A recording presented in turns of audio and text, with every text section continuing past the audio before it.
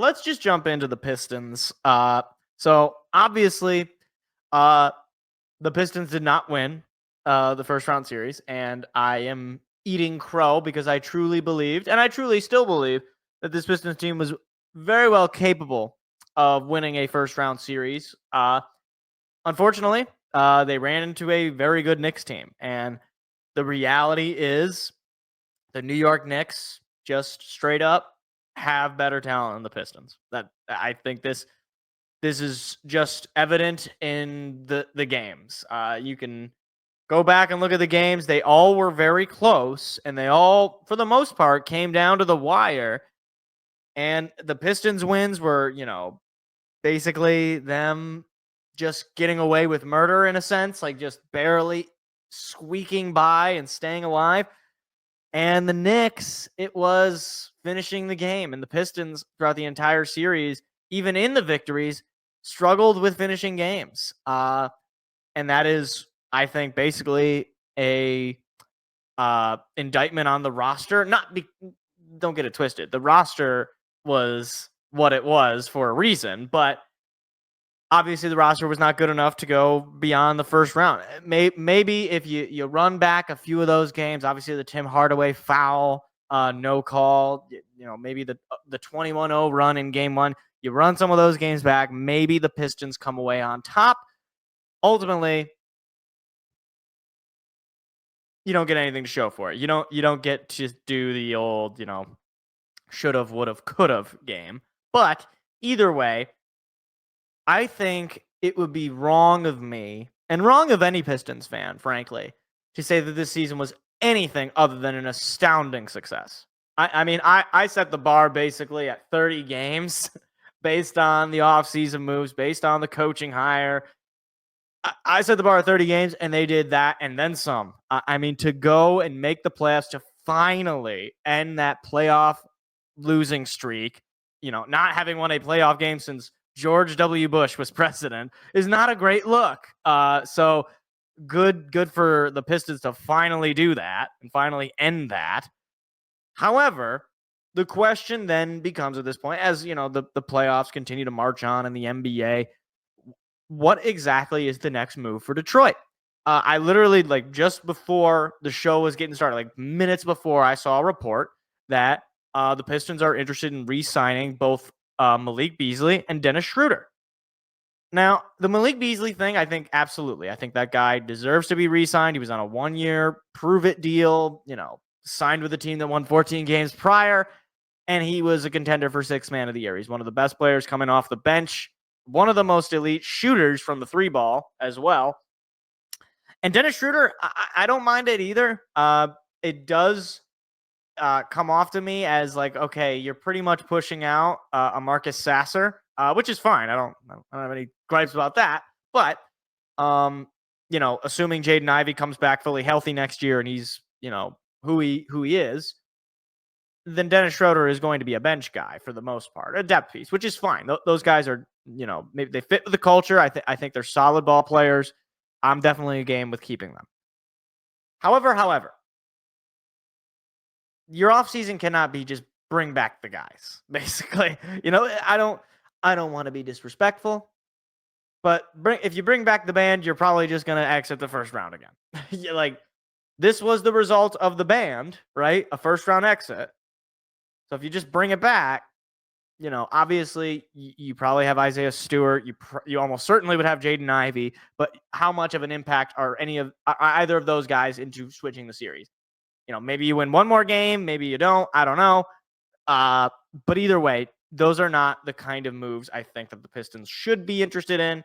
And furthermore, the moves that they need to be making, which is if you're not getting better, you're getting worse.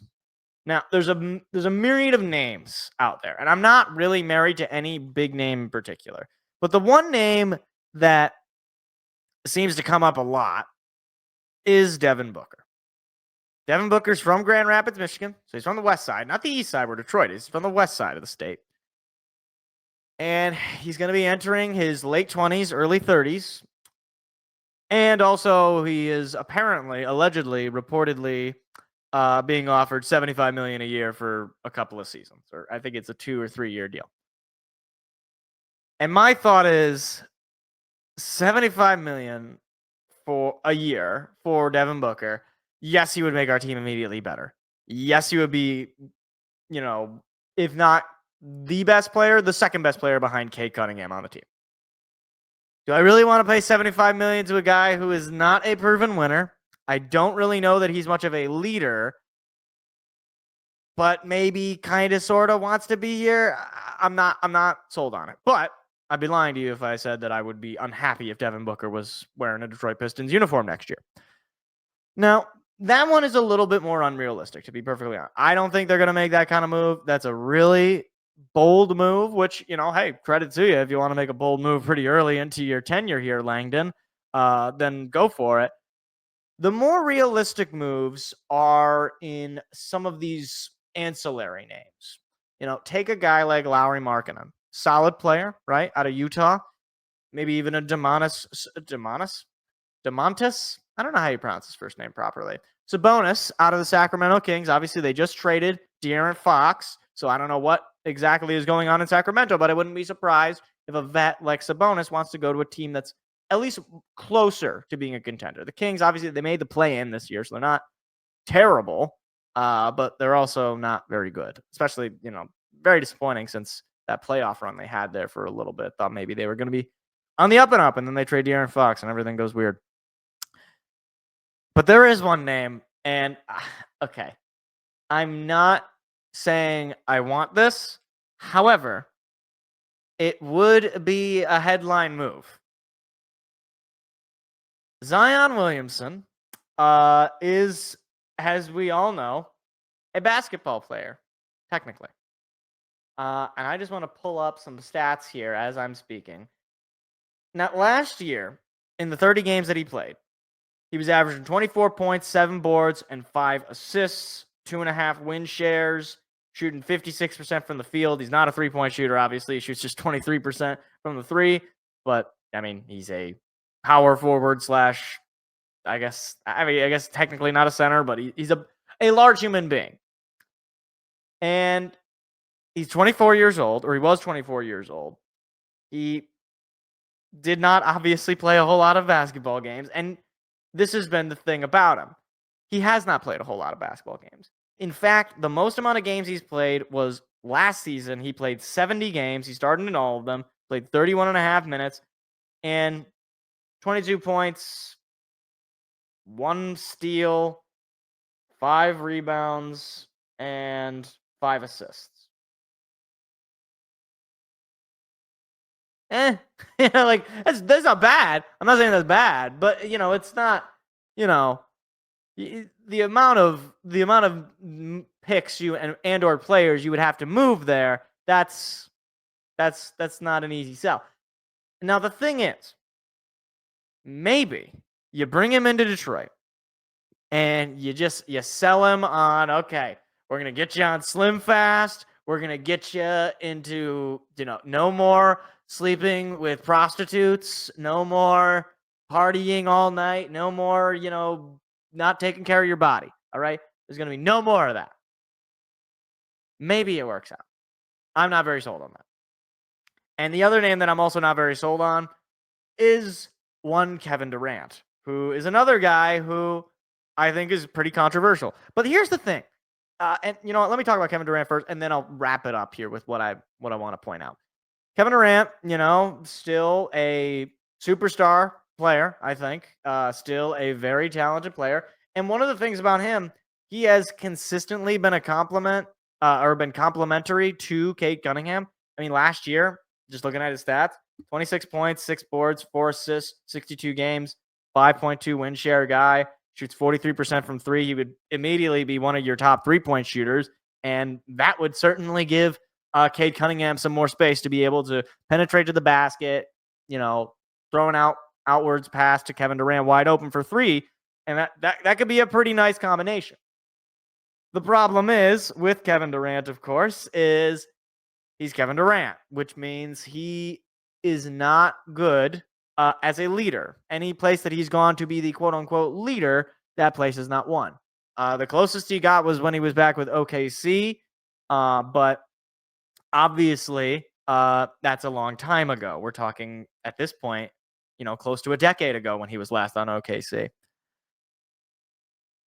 And look, again, he's a name. I'm not saying that he's realistic. I'm not saying that he's even going to move. He probably will move, but whether or not he ends up going to Detroit, again, I'm not sold on it. I frankly, this is a name where if I saw that we got him, I would be like, okay, well, this is either going to be the worst move this is either going to be a move that gets Trajan Langdon fired, or it's going to be the move that gets Detroit a championship. And there's pretty much no in between.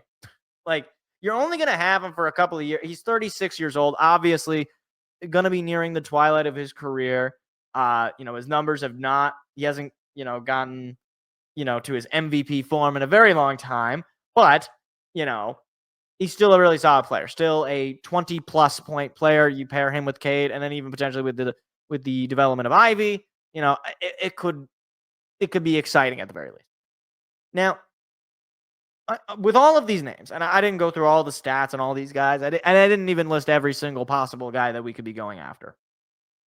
With all these names, I want to just make this point because one of the things, especially with free agency, especially with trades, that a lot of Detroit fans and a lot of just fans in general will do is you get addicted to your own supply. So you become so enamored with Jaden Ivey or Asar Thompson or Ron Holland that you can't see the obvious, which is X player right now is much better than Y player right now. Y player being the guy on your team.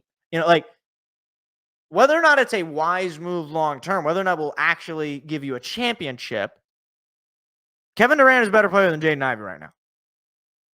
That's just a fact. I don't think that's controversial. Okay, will Jaden Ivey end up being a better player than current Kevin Durant?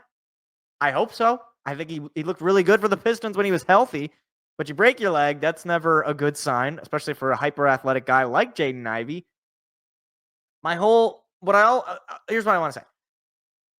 Don't get high on your own supply of guys, and don't be so picky with who you want the Pistons to go after that it basically turns into don't do anything.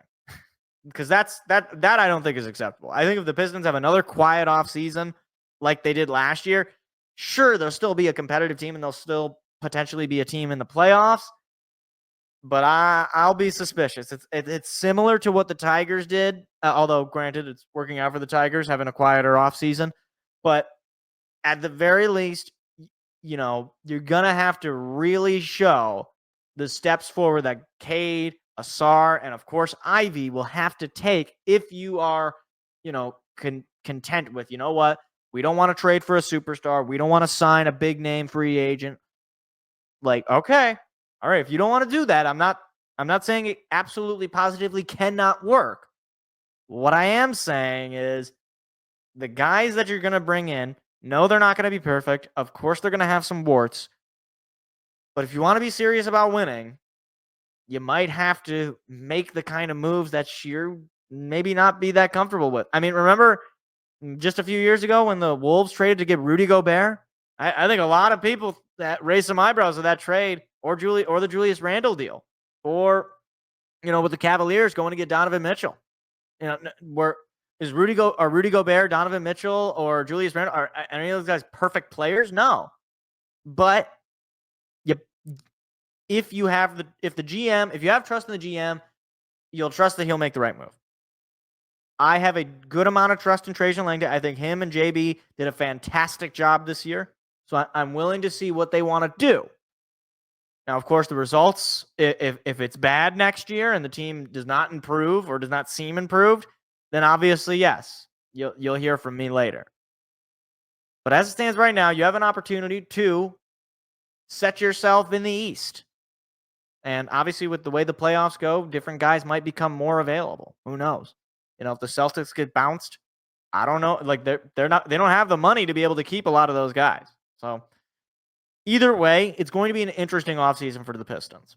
One way or the other, both signing free agents, bringing some guys back, and then of course the guys who are hurt, getting them back healthy. There's a lot that can be done.